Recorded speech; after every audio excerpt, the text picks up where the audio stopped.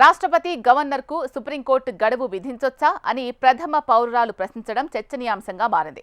అసలు కాల పరిమితి ఎలా విధిస్తారు అని రాష్ట్రపతి ద్రౌపది ముర్ము సుప్రీంకోర్టును ప్రశ్నించారు.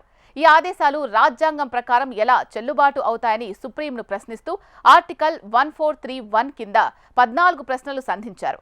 కాగా ఈ అంశంపై స్పందించేందుకు కొత్తగా భారత ప్రధాన న్యాయమూర్తిగా బాధ్యతలు చేపట్టిన జస్టిస్ బిఆర్ గవాయ్ త్వరలోనే రాజ్యాంగ ధర్మాసనం ఏర్పాటు చేసే అవకాశం ఉన్నట్లు సమాచారం. దీంతో రాజ్యాంగ సంస్థల అధికారాలపై తిరిగి చర్చ జరుగుతోంది.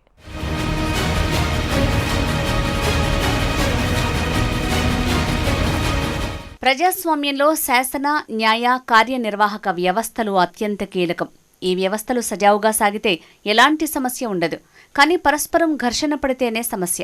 దేశ అత్యున్నత న్యాయస్థానం సుప్రీంకోర్టు ఇటీవలి తీర్పులపై ఒక కొత్త చర్చ మొదలైంది. మన దేశంలో శాసన, న్యాయ వ్యవస్థల మధ్య సంఘర్షణ దేశంలో కొత్తేమీ కాదు. గతంలోనూ పలు సందర్భాల్లో ప్రభుత్వ నిర్ణయాలలో సుప్రీంకోర్టు జోక్యం చేసుకున్న సందర్భాలున్నాయి. శాసనసభలు 1-2 సార్లు ఆమోదించిన బిల్లులను గవర్నర్లు ఆమోదం తెలపకుండా కాలయాపన చేయటం, రాష్ట్రపతి పరిశీలనలో ఉన్నవి తీవ్ర జాప్యానికి గురికావడంపై సుప్రీంకోర్టు ఇటీవల సంచలన నిర్ణయం తీసుకుంది. గతంలో ఎన్నడూ లేని విధంగా ఈ అంశంలో గవర్నర్తో పాటు రాష్ట్రపతికి గడువు విధించింది.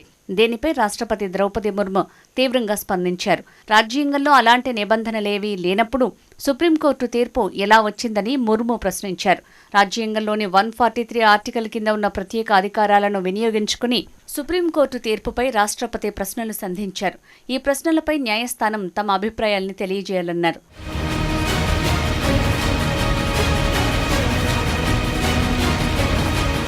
తమిళనాడు శాసనసభ ఆమోదించిన 10 బిల్లులను ఆ రాష్ట్ర గవర్నర్ ఆర్ఎన్ రవి ఆమోదించకుండా తన వద్దే ఉంచుకోవటం సరికాదని ఈ ఏడాది ఏప్రిల్లో సుప్రీంకోర్టు స్పష్టం చేసింది. దీనికి సంబంధించి 415 పేజీల తీర్పు వెలువరించింది. రాష్ట్రాలు పంపే బిల్లులను రాష్ట్రపతి, గవర్నర్ గరిష్టంగా 3 నెలల్లోగా ఆమోదించటమో, తిప్పి పంపడమో చేయాలని నిర్దేశించింది. బిల్లులను రాష్ట్ర ప్రభుత్వానికి వెనక్కి పంపిస్తున్నట్లయితే అందుకు గల కారణాలను జత చేయాలని తెలిపింది. ఈ తీర్పు తర్వాత కూడా గవర్నర్లు బిల్లులపై జాప్యం చేస్తుంటే సర్వోన్నత న్యాయస్థానాన్ని నేరుగా ఆశ్రయించొచ్చని, గవర్నర్ల నిష్క్రియాపరత్వం న్యాయ సమీక్ష పరిధిలోకి వస్తుందని స్పష్టం చేసింది. రాజ్యాంగ అధికరణం 142 ద్వారా అటువంటి సంపూర్ణ అధికారం సుప్రీంకోర్టుకు ఉందని justice JB Pardiwala, justice R Mahadevan ధర్మాసనం తేల్చి చెప్పింది.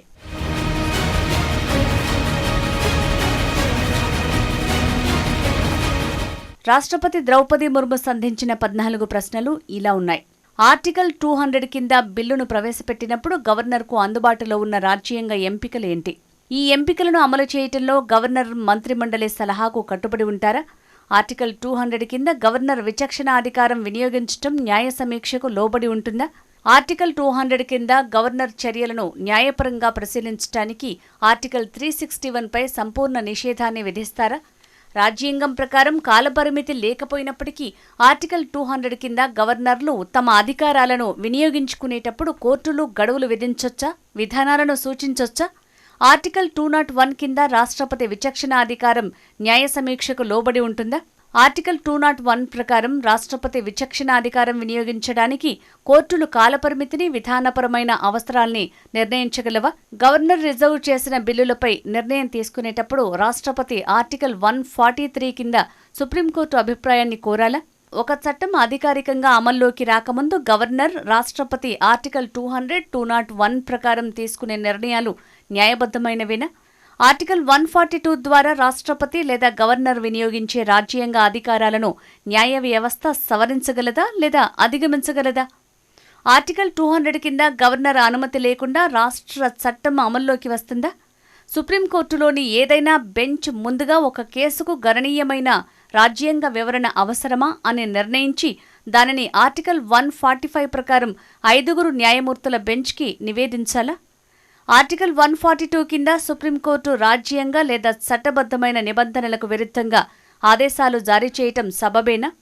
ఆర్టికల్ 131 కింద దావా వేయటం ద్వారా కాకుండా వేరే మార్గాల్లో కేంద్ర రాష్ట్ర ప్రభుత్వాల మధ్య వివాదాలను పరిష్కరించడానికి సుప్రీంకోర్టును రాజ్యాంగం అనుమతిస్తుందా?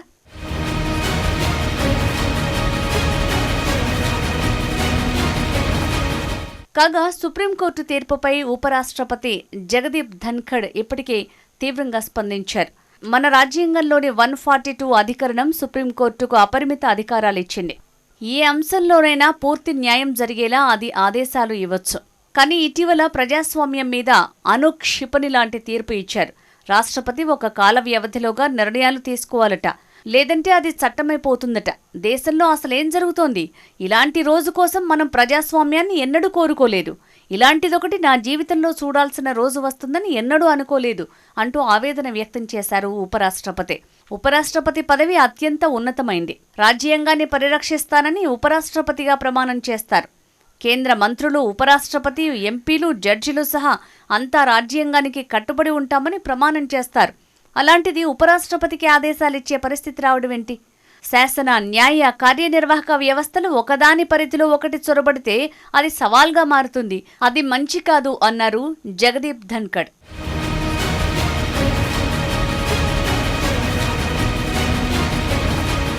కాగా రాజ్యాంగం ప్రకారం కార్యనిర్వాహక, న్యాయ వ్యవస్థలకు గల అధికారాల పరిమితిపై రాష్ట్రపతి ముర్ము సంధించిన ప్రశ్నలకు సర్వోన్నత న్యాయస్థానం ఎలా స్పందిస్తుందో వేచి చూడాలి.